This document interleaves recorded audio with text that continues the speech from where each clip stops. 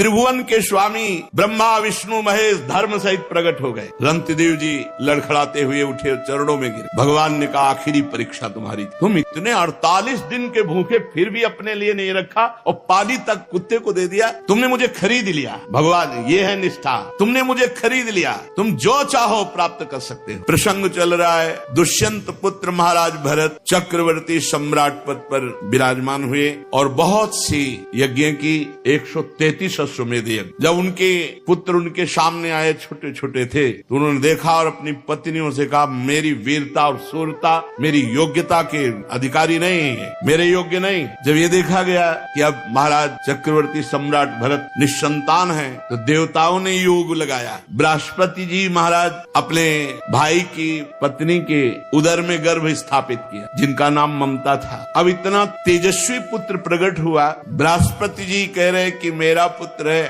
और तथ्य जी कह रहे मेरा पुत्र है। तो माँ ही निर्णय कर सकती किसका पुत्र है। तो ममता जी से पूछा गया संकोच मत करो, बताओ किसका पुत्र है। तो उन्होंने बताया बृहस्पति भगवान। दोनों छोड़ के चले गए। मरुदगणों ने उनका पोषण किया। उनका नाम हुआ भरद्वाज, महान तपोनिधि परम पवित्र। भरद्वाज जी के मन्यु और मन्यु के 5 पुत्र हुए, बृहच्छत्र, जय, महावीर, नर और गर्ग। नर का पुत्र संस्कृति, संस्कृति के 2 पुत्र हुए, गुरु और रंतिदेव। परम पवित्र त्रिभुवन को पावन करने की सामर्थ्य रखने वाले महाराज रंतिदेव। रंतिदेव जी निरंतर भगवान में स्थित रहते और कोई भी आ जाए कुछ भी मांग ले, जो है उनके पास सब कुछ दे देते थे। निरंतर भगवान में भजन, कोई उद्योग ना करना और मांगने वालों को कभी विमुख न जाने देना। धीरे धीरे चक्रवर्ती सम्राट का वैभव क्षीण होता गया। ऐसी स्थिति आ गई कि खाने को नहीं रह गया। उद्योग रहित, निरंतर भजन में स्थित और जो आ जाए मांगे सो दे दे।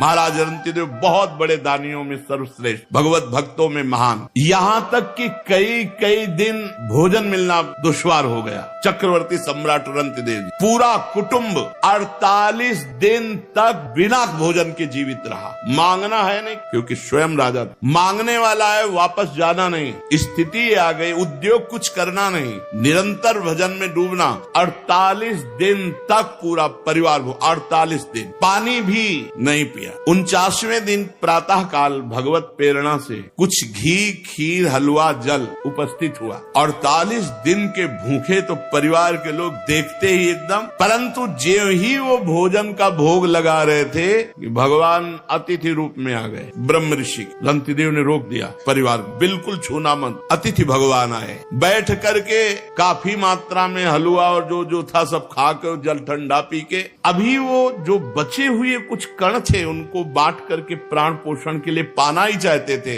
कि एक दूसरा अतिथि आ गया दरिद्र रूप में। महाराज रंतिदेव भगवान के स्मरण किए और वह जो बचा हुआ है दे दो। बचे हुए को अन्न में वो जो अतिथि रूप में आए हुए भगवान थे वो पाले। सोचा कि जो कण गिरे होंगे उनको जबान में रख देंगे, प्रसाद हो जाएगा तो कुछ तो प्राण का। इतने में कुत्ता आ गया, उसने कहा महाराज छूना मत, हमको चाट लेने दो, मैं बहुत दिनों का भूखा हूँ। रंतिदेव ने वो भी। इसके बाद भगवान का स्मरण किया और जो जल बचा था परिवार को जल दिया पीने को, खुद जल भी नहीं पिया। जल ही पीने के लिए आए, बांट करके तैयार हुए थे परिवार के जन की चांडाल आ गया, महाराज मैं बहुत प्यासा हूँ, पी ली। रंतिदेव जी ने जब जल पिलाया और वो चला गया, वो आंसुओं से पुलकित होकर भगवान से कहा ना कामये हम गतिमीश्वरात परामष्ट सिद्धिर्युक्ता पुनर्भवम वा आरतिम प्रपद्ये खिल देह भाजा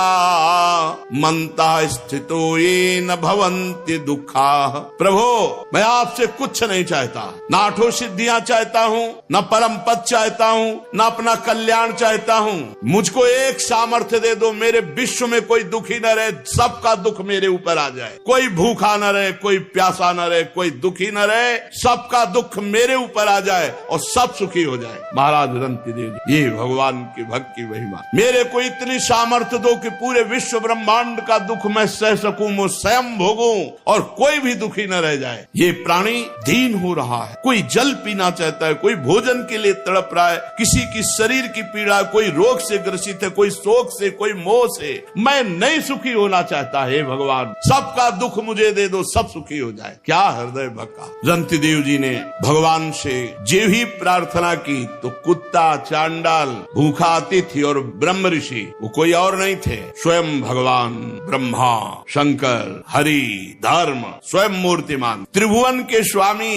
ब्रह्मा विष्णु महेश धर्म सहित प्रकट हो गए। रंतिदेव जी लड़खड़ाते हुए उठे, चरणों में गिरे। भगवान ने कहा आखिरी परीक्षा तुम्हारी, तुम इतने 48 दिन के भूखे फिर भी अपने लिए नहीं रखा और पानी तक कुत्ते को दे दिया। तुमने मुझे खरीद लिया भगवान, ये है निष्ठा, तुमने मुझे खरीद लिया, तुम जो चाहो प्राप्त कर सकते हो। उन्होंने कहा प्रभु आप देना भी क्या चाहोगे, त्रिगुणमयी माया, उसका प्रभाव तो आपकी कृपा से हम जान ही चुके हैं कि मिथ्या है, मुझे नहीं चाहिए। भगवान ने कहा तुम्हारे रिश्ते नाते जितने भी परिकर के हैं सबको मैं परम धाम देता हूँ। संबंधी, रिश्ते, नाते, परिवार जितने जो हैं सब परम धाम भगवान ने कहा, परम धाम दे। भगवान के परम धाम को रंतिदेव पूरे परिकर सहित गए। ये है जीवन समर्पित कर दिया तो अनंत वैभव, अनंत आनंद, अनंत काल के लिए। फिर मन्यु पुत्र गर्ग से शिनी, शिनी से गार्ग का जन्म हुआ, गार्ग से ब्राह्मण वंश चला। महावीर का पुत्र दुरतिक्षय, दुरतिक्षय का 3 पुत्र त्रयारुणी, कवि, पुष्कारुणी, ये तीनों ब्राह्मण ही हुए। बृहच्छत्र का पुत्र हस्ती हुआ, उसी से हस्तिनापुर बसी। हस्ती के 3 पुत्र अजमीर, दुमीड, पुरमीड। अजमीर के पुत्रों में प्री, मेधा आदि सब ब्रह्म ऋषि हो गए। अजमीर के एक पुत्र का नाम था बृहदिश, बृहदिश का पुत्र बृहदभानु, बृहदधनु का बृहत्काय, बृहत्काय का जयद्रथ, जयद्रथ का पुत्र हुआ विशद, विशद का सेनजीत। सेनजीत के 4 पुत्र है रुचिराष्ट्र, दृढ़हनु, काश्य और वत्स। रुचिराष्ट्र का पुत्र पार था, पार का प्रथुसेन, प्रथुसेन का नीप और उनके नीप के 100 पुत्र हुए। नीप की पत्नी छाया से शुक की कन्या कृति से विवाह हुआ, उसी से ब्रह्मदत्त नामक पुत्र हुआ। ये ब्रह्मदत्त बड़ा महायोगी था, उसने अपनी पत्नी के गर्भ से विश्वक्सेन नामक पुत्र उत्पन्न किए। विश्वक्सेन ने जैगी शब्द के उपदेश से योग शास्त्र की रचना की। विश्वसेन का पुत्र उदक्षवान, उदक्षवान का भल्लाद और ये सब बृहदिश के वंशज हुए। द्रुमीड का पुत्र यवीनर, यवीनर का कृतिमान, कृतिमान का सत्यधृत, सत्यधृत का दृढ़नेम, दृढ़नेम का पुत्र सुपार्श, ये सब भगवद वंश के हैं। सुपार्श सुमति, सुमति से सन्निवान, इन्हीं से 6 ऋचाएं संहिताएं प्रकट की हिरण्यनाभ योग विद्या के द्वारा। धर्म्यासु के पुत्र मुदगल से यमज संतान हुई, जिनका नाम दिवोदास और कन्या का नाम अहिल्या। अहिल्या का विवाह महर्षि गौतम ऋषि से हुआ। बहुत ही सुंदर त्रिभुवन सुंदरी अहिल्या जी थी, इसीलिए देवराज इंद्र आकर्षित हो गया था और वो गौतम ऋषि की पत्नी अहिल्या पर गंदी दृष्टि रख। देवराज इंद्र होकर, बोलो त्रिभुवन पति होकर, एक महात्मा की पत्नी अवसर ढूंढता रहा। तो प्रातः कालीन ब्रह्म मुहूर्त में गौतम ऋषि स्नान करने जाते थे, इसको यही अवसर मिला। तो ब्रह्म मुहूर्त नहीं था, उसने अपनी माया से उस समय मुर्गा बोलते वही प्रातः कालीन माना जाता था, घड़ी आदि तो थी नहीं। तो 2 बजे के पहले ही आवाज हुई। गौतम ऋषि को लगा तो कि आज बहुत जल्दी, पर उनको लगा कि शायद ध्यान में कमंडल उठाया, स्नान के ले गए। इतने में गौतम ऋषि का रूप धारण करके अहिल्या के पास गए। अहिल्या जी जब तक समझती तब तक गौतम ऋषि जब वहां नदी के किनारे गए तो धाराजू ने आज्ञा करी कि ये ब्रह्म मुहूर्त नहीं, मुझे मत स्पर्श करना, नहीं आपको दोष लगेगा। 4 बजे ही धाराजी में स्नान करना चाहिए। रात्रि में जैसे 2 बजे है, 1 बजे, ये स्नान धाराजी में नहीं करना चाहिए, मर्यादा है। देखो ना, नंद बाबा गए थे तो वरुण के पार्षद ले गए थे। अब जब गौतम ऋषि वापस लौटे, उनको कुछ गड़बड़ लगा कि मेरे साथ माया के द्वारा कोई छल हुआ। इतना कौन सामर्थ्यशाली है कि मेरे को माया से वशीभूत कर ले। तो गए तो देवराज इंद्र गौतम ऋषि के रूप में अहिल्या के साथ। तो उनका कौन है तू धूर्त, जो मेरा रूप धारण किए?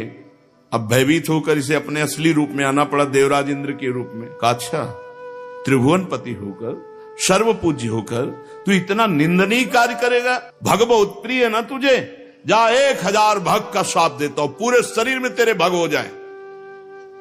मूत्र द्वार को भग कहते हैं। जा पूरे शरीर में 1000 भग हो जाए।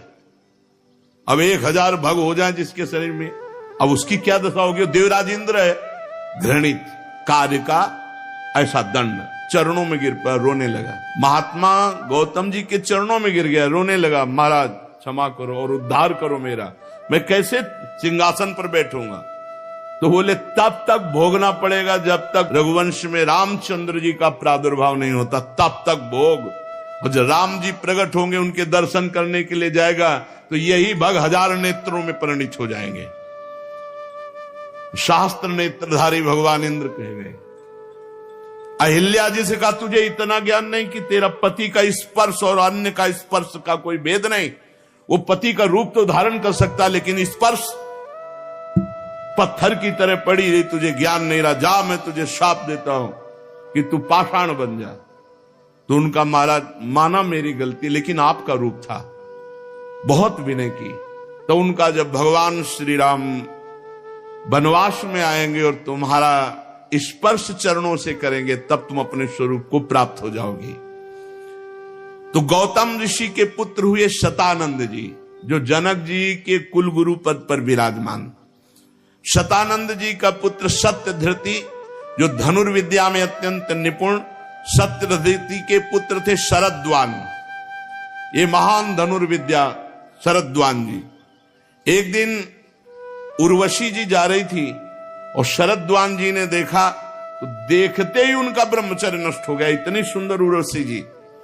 अब वो ब्रह्मचर्य मूंज में गिरा। मूंज एक लता होती, झाड़। तो उस वीर के दो भाग हो गए, उसमें पुत्र और पुत्री का जन्म हुआ। इतना तेजस्वी महापुरुषों का होता था। मूंज से पुत्र हो गया। जो पुत्र हुए वो कृपाचार्य और जो पुत्री हुई वो कृपी। महाराज शांतनु एक दिन शिकार खेलने जा रहे थे, तो वहां रोने की आवाज आई, तो देखा तो उन दोनों को दयावश उठा लिया। जो कृपाचार्य थे वो सदैव आचार्य पद पर विराजमान रहे, और जो कन्या थी वो द्रोणाचार्य जी की पत्नी बनी। दिव्यदास का पुत्र था मित्रेयु। मृत्युयु के 4 पुत्र हुए, च्यवन, सुदास, सहदेव, सोमक। सोमक के 100 पुत्र हुए, इनमें सबसे बड़ा जंतु उनसे प्रशत। प्रशत के पुत्र हुए महाराज द्रुपद।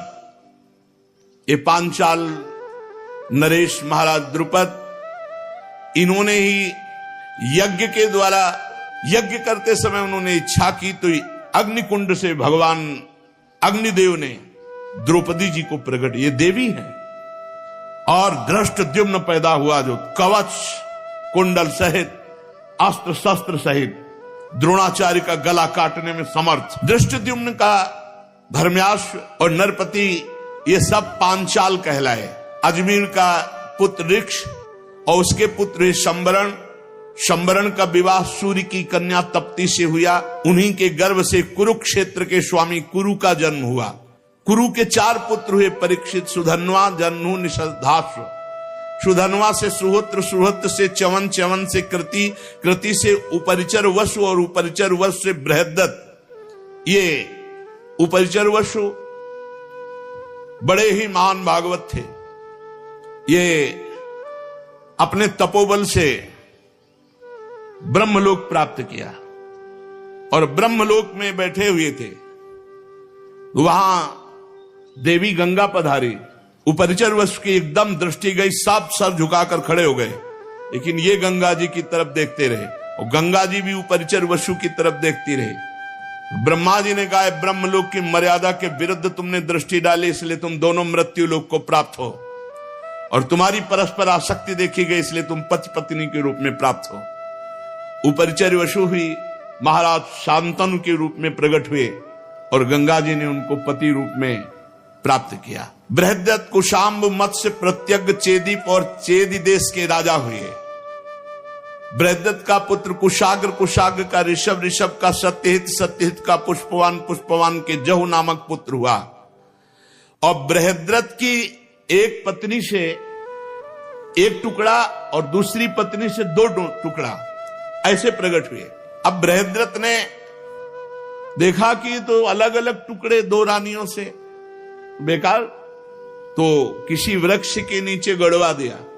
जरा नाम की एक राक्षसी घूम रही थी, उसको गंध आई मांस की, तो खाने के उद्देश्य से उसको वहीं 2 अलग अलग टुकड़े थे ऐसे उठाया और बहुत प्रसन्न होगा, जियो जियो जियो जियो। वो जी गया और रोने लगा। तो उसने सोचा कि जिंदा क्या खाना, ये बालक अगर हमारे महाराज बृहदस्यु को प्राप्त हो तो बड़ी राक्षसी चमत्कारिणी थी, वो गई और कहा महाराज की जय हो, हमें 2 टुकड़े मिले, उनको जोड़ा तो पुत्र बन गया। बोले मेरे ही रानी के टुकड़े थे, मैंने ही गड़वाए थे, वो तो मेरा ही पुत्र है। तो जरा राक्षसी के द्वारा जोड़ने के कारण उसका नाम जरासंध हुआ। इसीलिए भीम खूब पटकते रहे लेकिन मरा नहीं। भगवान ने जब ऐसे फड़वा करके उल्टा फेंकवाया तभी जरासंध का सहदेव, सहदेव का सोमपि, सोमपि का श्रुतश्रवा, कुरु के ज्येष्ठ पुत्र, कोई संतान उनके नहीं हुई।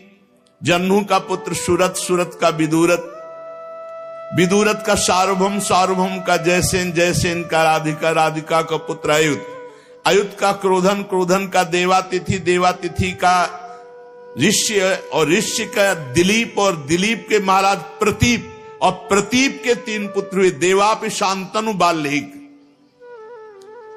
देवापि तो अवधूत महापुरुष थे। जेवी राजपाट का वैभव देखा, उनका ऐसा मायाकृत है, और एकांतवास करते हुए निरंतर भगवान का स्मरण करके परम पद को प्राप्त हुए। राज्य पद पर महाराज शांतनु विराजमान हुए। ये महा पराक्रमी, महान तेजस्वी, छू ले तो बूढ़े से जवान हो जाए, छू दे तो बूढ़ा जवान हो जाए। यम यम कराभ्याम इस प्रसति जीर्णम यौवन में तिस, उनके राज्य में कोई बूढ़ा नहीं रहता था। बूढ़ा जा रहा, छू दिया, जवान हो गए। महाराज शांत, अरे गंगा जी के पति बने कोई ऐसे खिलवाड़, ऐसे वैसे महापुरुष तो कोई कितना भी अशांत हो, छू ले तो शांति, इसीलिए उनका नाम शांतन। दवा की जरूरत ही नहीं है। करामात का चमत्कार रूप शांतनु महाराज। एक बार शांतनु जी के राज्य में 12 वर्ष तक इंद्र ने वर्षा नहीं की, तो ब्राह्मणों ने शांतनु से कहा कि तुमने एक क्रम तोड़ा है, तुम्हारे बड़े भाई देवापि हैं और उनका विवाह नहीं हुआ, उन्होंने राजपद स्वीकार नहीं किया, और तुमने विवाह कर लिया और राजपद स्वीकार किया, उनकी आज्ञा तो हुई नहीं। अब उनकी आज्ञा क्या, वो तो विरक्त महापुरुष। तो कहा तुम परिवेत्ता हो, इसलिए तुम्हारे राज्य में वर्षा नहीं होगी, 12 वर्ष तक वर्षा नहीं होगी। महाराज शांतनु वन में खोज की, और देवापि जब मिले तो उनसे अनुरोध किया। शांतनु के मंत्री अस्मरात ने पहले ही उन ब्राह्मणों को भेज दिया था सूचना देके कि शांतनु आ रहे हैं, प्रार्थना करेंगे राज्य के लिए, आपका क्या विचार है। उनका कदापि स्वीकार नहीं करें, बोले आप अपने में रहना। देवापि निंदा करने लगे शांतनु जब गए, उन्होंने कहा मुझे राज्य, गृहस्थ धर्म बिल्कुल। इसलिए फिर वो लौट कर, देखो तब दोष नष्ट हुआ, फिर वो लौट करके आए तो वर्षा हो गई। कलयुग में जब चंद्रवंश का नाश हो जाएगा, तब सतयुग के प्रारंभ में यही सब सिद्ध महापुरुष जो कलाप ग्राम में इस समय रह रहे हैं, स्वर्ग से ऊपर, स्वर्गलोक, तपलोक, जनलोक, महरलोक, इनमें बड़े बड़े सिद्ध रह रहे हैं। शांतनु जी एक दिन गंगा के किनारे घूम रहे थे, तो उनको एक सुंदरी मिली, वो गंगा जी ही थी। इनके पिता जो प्रतीक थे वो हरिद्वार में बड़ी तपस्या कर रहे हैं। गंगा जी प्रसन्न हुई और आकर के दाहिनी गोद में बैठ गए जांग पे, और प्रतीक ऋषि से कहा कि मैं बहुत प्रसन्न हूं तुम्हारे ऊपर, मुझे स्वीकार करो। तो उनका हाँ बेटी। तो उनका आपने बेटी क्यों कहा? बोले दाहिनी जंघा पुत्री का अधिकार। तो उनका मैं तो आसक्त चित्त होके आई थी। तो बोले मेरे पुत्र वधू तो मेरी पुत्री के समान ही रहोगी। तो गंगा जी उनसे कहा था कि आपका पुत्र हमसे प्रश्न नहीं करेगा मैं कौन हूं और मैं क्या करती हूं, ये प्रश्न नहीं करेगा। जिस दिन प्रश्न किया उसी दिन चली जाऊंगी। शांतनु जी ने देखा ही केवल गंगा जी को, इतना सुंदर गंगा जी, नजदीक गए और कहा चक्रवर्ती सम्राट महाराज शांतनु आपकी दास्ता स्वीकार करता है, क्या आप हमारी प्रार्थना स्वीकार करते हैं? तो गंगा जी ने कहा शर्त, प्रश्न नहीं मैं कौन हूं, क्योंकि जान जाए कि गंगा जी हैं तो फिर स्पर्श करने की सामर्थ्य कहां। देव निधि भगवती ब्रह्म स्वरूप गंगा जी। दूसरी बात, मैं जो भी क्रिया करूंगी उस पर तुम प्रश्न नहीं करोगे। शांतनु ने कहा स्वीकार। तो कहा मैं आपकी अर्धांगिनी बन सकती हूँ। अब तो गंगा जी को रथ पे बैठा के लाए, पूरे हस्तिनापुर में आनंद की धूम मच गई। गंगा देवी तो रिद्धियां सिद्धियां सब महलों में लौटती। पहला पुत्र हुआ, सीधे उठाया और गंगा जी की धारा में जाके फेंक दिया। ये अष्टवसु हैं। भगवान वशिष्ठ जी के शाप से मनुष्य लोक को इनकी प्राप्ति हुई। विस्तार से चरित्र हैं। 2, 3, 4, 5, 6, 7, 8वें को जो उठा, कौन है तू? भीष्म जी 8वें, वही कौन है तू? अष्टवसुओं में वही। ऐसी मां तो मैंने कहीं नहीं देखा कि पैदा होते ही अपने पुत्र का वध कर दे, गंगा की धारा में फेंक दे। तू कौन है? ऐसी कैसी मां है तू? विकल हो गए महाराज शांतनु। गंगा जी ने कहा बस बस सावधान, तुम अब परिचय जानो, मैं ब्रह्मपुत्री गंगा हूं। हाथे जुड़ गए महाराज शांतनु। और मैं केवल साप के वशीभूत होकर आई थी, अब जा रही हूं, और ये पुत्र तुम्हें पूर्ण ज्ञानी महात्मा बनाकर दूंगी। वो गंगा जी अंतर ध्यान हो। महाराज शांतनु ऐसे विरह में कि लग रहा था प्राण निकल जाएंगे। बस गंगा की धारा को देखना, गंगा जी की तरफ, गंगा जी की वही याद कि मैं जान नहीं पाया देवी गंगा हमारे पास इतने वर्षों तक रही। एक दिन वो धारा में देख रहे थे तो गंगा की धारा रुक गई। वो और प्राण की जो जिस धारा के सहारे था वो धारा भी गई। तो लगा रोक कौन सकता है? तो आगे देखा तो 9 किशोर बालक बाणों की बौछार से गंगा की धारा को रोक रहा। हे राजकुमार, कौन हो तुम इतने वीर? तो उनका मां, क्योंकि पुरुष को देखा, बोले मां। सोई गंगा जी प्रकट हो गए। अब तो महाराज शांतनु कालो, ये तुम्हारा पुत्र है देवव्रत। ये विश्व के समस्त धनुर्धरों से, जैसे भगवान परशुराम जी समस्त विद्याओं में, समस्त कलाओं में, समस्त अस्त्र शस्त्र आदि में परम प्रवीण और सत्य प्रतिज्ञ महात्मा देवव्रत, ये तुम्हारा पुत्र है। ले जाओ, तुम्हारे यश का विस्तार करेगा। उनका देवी आपका सानिध्य। गंगा जी काफी तसल्ली मिली देवव्रत से, पर विकलता गंगा जी शांतनु जी के भीष्म जी प्रकट हुए। शेष चर्चा आगे। श्री राधा वल्लभ लाल की।